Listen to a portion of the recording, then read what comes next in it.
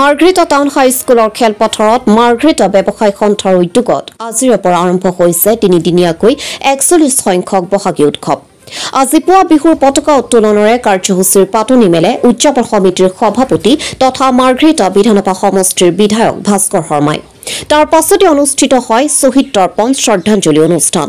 ইয়াৰ পাছতে অনুষ্ঠিত ১২ ৰহণীয়া সাংস্কৃতিক সমাৰোহ উদ্বোধন কৰে জনপ্ৰিয় অভিনেত্ৰী দিগাংগনা বৰাই। বিভিন্ন জাতি জনগোষ্ঠীৰ আশীৰো অধিক সাংস্কৃতিক দলে অংশগ্ৰহণেৰে বিহুতলী হৈ পৰে বিভিন্ন জাতি জনগোষ্ঠীৰ মিলনভূমি। সন্ধিয়া অনুষ্ঠিত হ'ব সদৌ অসম ভিত্তিত বৰ বিহুৱতী দিহিং শ্ৰেষ্ঠ বিহু হুঁচৰি আৰু হুঁচৰি প্ৰতিযোগিতা। দ্বিতীয় দিনা মৌ বিহুৱতী জেং বিহু প্ৰতিযোগিতা আৰু নিশা কণ্ঠশিল্পী নীলোৎপল বৰাৰ সংগীত অনুষ্ঠান। তৃতীয় দিনা সাংস্কৃতিক সন্ধিয়াত মেজাংকৰি মেঘমল্লা গোষ্ঠীৰ সাংস্কৃতিক অনুষ্ঠানৰ লগতে বলিউডৰ কণ্ঠশিল্পী দীপাক্ষী কলিতা আৰু ইণ্ডিয়ান আইডল খ্যাত অমিত পলৰ সংগীতানুষ্ঠানৰে উৎসৱৰ সামৰণি পৰিব। আজি মাৰ্ঘেৰিটাৰ কাৰণে পবিত্ৰ দিন। মাৰ্ঘেৰিটা ব্যৱসায়ী সন্থাৰ সৌজন্যত বহাগী উৎসৱৰ এই কাৰ্যসূচী আজি প্ৰথম দিনাৰ কাৰ্যসূচী আৰম্ভ হৈছে। ইতিমধ্যে পতাকা উত্তোলনকে আদি কৰি শ্বহীদ তৰ্পণ স্মৃতি তৰ্পণ ইতিমধ্যে কাৰ্যসূচী সম্পন্ন হৈ গৈছে আৰু এতিয়া মাৰ্ঘেৰিটাত বসবাস কৰা বিভিন্ন ভাষা ভাষী বিভিন্ন জনগোষ্ঠী বিভিন্ন ধৰ্মাৱলম্বীয়ে সাংস্কৃতিক সমাৰোহ এই কাৰ্যসূচীত অংশগ্ৰহণ কৰিছে। ইতিমধ্যে আপোনালোকেও দেখিবলৈ পাইছে। আমি সাদৰেৰে অসমৰ তিৱা জনগোষ্ঠী আমি জাগিৰোডৰ পৰা নিমন্ত্ৰণ কৰি আনিছিলোঁ। এই মোৰ পিছফালে তেখেতলোকে প্ৰদৰ্শন কৰি আছে প্ৰদৰ্শনীমূলকভাৱে। তেখেতসকল হ'ল তিৱা জনগোষ্ঠী জাগিৰোডৰ পৰা আমি নিমন্ত্ৰণ কৰি আনিছিলোঁ আৰু তেখেতসকলে প্ৰদৰ্শন কৰি আছে। বিভিন্ন ভাষা ভাষী মৰাণ চাহ জনজাতি ঝুমুৰ গোৰ্খাসকলৰ নৃত্য আৰু যথেষ্ট আছে। টাই পাখে টাই আদি কৰি সকলোৱে প্ৰদৰ্শন কৰিব। আমি ভাবিছোঁ ৰাইজে উপভোগ কৰি ভাল পাব আৰু আগন্তুক দুদিনীয়া যি কাৰ্যসূচী থাকিব আজিৰ পিছত সেই কাৰ্যসূচীটো সমূহ মাৰ্ঘেৰিটাবাসী ৰাইজৰ সহায়তা কামনা কৰিছোঁ আৰু আহক সমূহ ৰাইজে এই বহাগী উৎসৱৰ বহাগী কাৰ্যসূচীটো বিভিন্ন কাৰ্যসূচী আনন্দ আৰু উপভোগেৰে শৃংখলাবদ্ধভাৱে সমূহ ৰাইজে একত্ৰিত হৈ অংশগ্ৰহণ কৰক উপভোগ কৰক আৰু এই সাংস্কৃতিক সমাৰোহ মাধ্যমেৰে আমি মাৰ্ঘেৰিটাবাসীক ৰাইজক সমগ্ৰ অসমবাসী ৰাইজক এটি বাৰ্তা দিব বিচাৰিছোঁ যে আমি মাৰ্ঘেৰিটাত সকলোৱে আমি সকলো অসমীয়া যি জাতি যি ভাষা ভাষী ধৰ্মাৱলম্বী হওক এই সাংস্কৃতিক সমাৰোহে তাকে প্ৰতিফলিত হৈছে বুলি মই ভাবোঁ। আহ্বায়কত যি সাংবাদিক বন্ধুসকল আহিছে হৈ থকা বহাগী বিহুৰ আপোনালোকক আন্তৰিক শুভেচ্ছা জনাইছোঁ আৰু সমূহ সাংস্কৃতিক দলকো আন্তৰিক শুভেচ্ছা জনাইছোঁ। সমূহ মাৰ্ঘেৰিটাবাসী ৰাইজকো হৈ থকা ৰঙালী বিহুৰ আন্তৰিক শুভেচ্ছা জনাইছোঁ। ধন্যবাদ। অনুষ্ঠিত হোৱা বহাগী উৎসৱখন আৰম্ভ হৈছে। আজি আমাৰ এই বিহুখনৰ প্ৰথম দিন। আজি প্ৰথম দিনৰ কাৰ্যসূচী ইতিমধ্যে শেষ হৈছে। আমাৰ বিহুখনৰ বিশেষ আকৰ্ষণ কাইলৈ আছে অসমৰ এজন কণ্ঠশিল্পী নীলোৎপল বৰাৰ সাংস্কৃতিক অনুষ্ঠান লগতে মৌ বিহুৱতী প্ৰতিযোগিতা আৰু শেষৰ দিনৰ কাৰ্যসূচীত বিশেষ আকৰ্ষণ আমাৰ অসমলৈ জীয়ৰী মুম্বাইত বৰ্তমান প্ৰতিষ্ঠিত দীপাক্ষী কলিতাৰ সাংস্কৃতিক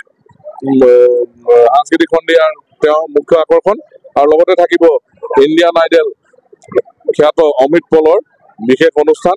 গতিকে সদৌতি ৰাইজৰ উপস্থিতি আৰু সহযোগিতা কামনা কৰিছোঁ। ধন্যবাদ। 1984 চনৰ টাউন হাইস্কুল খেলপথাৰৰ আয়োজন কৰিছোঁ। এই 41 বছৰ বয়সত এইবছৰ আমাৰ পৰম্পৰা ৰক্ষা কৰি এই অনুষ্ঠানটিৰ আয়োজন কৰিছোঁ তিনিদিনীয়া কাৰ্যসূচীৰে। আজি আমাৰ অনুষ্ঠানৰ আৰম্ভ হয়। এই উৎসৱ সমিতিৰ সভাপতি তথা মাৰ্ঘেৰিটাৰ স্থানীয় বিধায়ক ভাস্কৰ শৰ্মাদেৱে পতাকা উত্তোলনেৰে আমি উৎসৱটিৰ শুভাৰম্ভ কৰোঁ। তাৰ পাছতেই আমাৰ এগৰাকী জ্যেষ্ঠ কৰ্মকৰ্তা নৰেশ্বৰ হাজৰিকাদেৱে শ্বহীদ তৰ্পণ কৰে। আমি আমাৰ আমি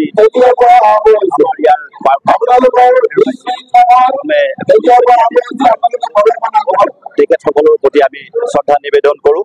আৰু তাৰ পাছতেই আমি সাংস্কৃতিক সমাৰোহৰ শুভাৰম্ভ কৰোঁ। সাংস্কৃতিক সমাৰোহ শুভাৰম্ভ কৰে অসমীয়া টিভি জগতৰ মহাময়ী অভিনেত্ৰী দিগাংগনা বৰাদেৱে। আৰু তাৰ পাছতেই ইয়াত আমি আমন্ত্ৰণ কৰা প্ৰায় 40টাতকৈ অধিক জনগোষ্ঠীয় সাংস্কৃতিক দলে এই সমাৰোহত অংশগ্ৰহণ ইতিমধ্যে কৰি আছে। সমাৰোহ কাৰ্য ইতিমধ্যে চলি আছে।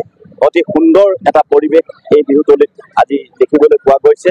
আমি আশা কৰিম আমাৰ যিসমূহ কাৰ্যসূচী আছে, তিনিদিনীয়াকৈ আমি যি কাৰ্যসূচীসমূহ লৈছোঁ, সেই কাৰ্যসূচীসমূহক ৰাইজক নিশ্চয় আমোদ দিব।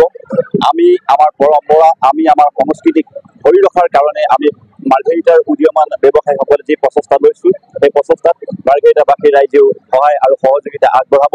আৰু আমি যিসকল সাংস্কৃতিক কৰ্মীক, সাংস্কৃতিক গায়ক বা অন্যান্য দলক এই মঞ্চলৈ নিমন্ত্ৰণ কৰিছোঁ, তেওঁলোকৰ যিবিলাক অনুষ্ঠান পৰিৱেশন কৰিব, সেই অনুষ্ঠানো ৰাইজে ভালকৈ উপভোগ কৰিব। আমি ৰাইজৰ প্ৰতি খালি এটাই অনুৰোধ জনাব বিচাৰোঁ, যাতে সকলোৱে সুন্দৰভাৱে অনুষ্ঠান উপভোগ কৰক।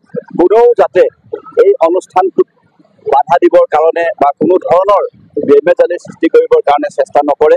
কাৰণ আমি দেখিবলৈ পাইছোঁ আজিকালি প্ৰায়বিলাক অনুষ্ঠানতে বিভিন্ন সমাজ বিৰোধী কিছুমান ব্যক্তিয়ে আহি অনুষ্ঠানসমূহক ব্যাঘাত কৰিবলৈ যত্ন কৰে। আমি তেওঁলোকলৈ আহ্বান জনাম যাতে সকলোৱে সুন্দৰকৈ অনুষ্ঠান উপভোগ কৰাৰ কাৰণে চেষ্টা কৰে। এই ক্ষেত্ৰত যদি কোনোবাই কিবা তেনেকুৱা ধৰণৰ অশান্তিকৰ সৃষ্টি কৰিব বিচাৰে, লগে লগে উৎসৱ সমিতি বা আমাৰ স্থানীয় প্ৰশাসনৰ লগত যোগাযোগ কৰে। ধন্যবাদ।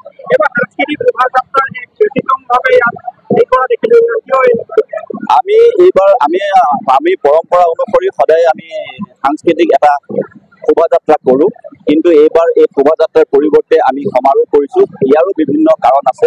বিশেষকৈ আমি যিটো পথেৰে আমি সাংস্কৃতিক শোভাযাত্ৰাটো আৰম্ভ কৰোঁ, যিটো পথেৰে আমি গতি কৰোঁ, সেই পথটো ৰাষ্ট্ৰীয় পথ। সেই ৰাষ্ট্ৰীয় পথ হোৱাৰ কাৰণে এই পথটো প্ৰশাসনে হওক বা আমি কোনো কাৰণতে বন্ধ কৰিব নোৱাৰোঁ। গাড়ী ঘোঁৰাৰ সংখ্যাও ক্ৰমাগতভাৱে বাঢ়ি গৈছে। তো বাঢ়ি যোৱাৰ বাবে কি হয়, শোভাযাত্ৰাটো যেতিয়া গতিশীল অৱস্থাত থাকে, বিভিন্ন গাড়ী ঘোঁৰা সোমাই পেলাই শোভাযাত্ৰাটোৰ যিটো সৌন্দৰ্য, সেই সৌন্দৰ্যটো একেবাৰে বিনষ্ট কৰি পেলায়। এই সৌন্দৰ্য যদি আমি এটা সৌন্দৰ্য ৰক্ষাই কৰিব নোৱাৰোঁ বা শোভাযাত্ৰাৰ পৰম্পৰা ৰক্ষাই কৰিব নোৱাৰোঁ, তো বিভিন্ন অসুবিধা আমি পাইছোঁ উৎসৱ সমিতিয়ে। সেইকাৰণে এইবাৰ আমি এটা সিদ্ধান্ত ল'লোঁ যে আমি সাংস্কৃতিক দলসমূহক আমি আমন্ত্ৰণ কৰি তেওঁলোকক এই ফিল্ডতেই আমি এখন মঞ্চ দিম, আৰু সেই মঞ্চত তেওঁলোকে যাতে প্ৰদৰ্শন কৰে আৰু ৰাইজেও যাতে সুন্দৰকৈ তেওঁলোকৰ যি সাংস্কৃতিক আছে আমাৰ বিভিন্ন জনগোষ্ঠীয়, সেই সাংস্কৃতিক পৰম্পৰাখিনি বা সাংস্কৃতিক হেৰিখিনিক তেওঁলোকে উপভোগ কৰিবলৈ পায়। সেইকাৰণে আমি এইবাৰ সাংস্কৃতিক সমাৰোহ আৰম্ভ কৰিম।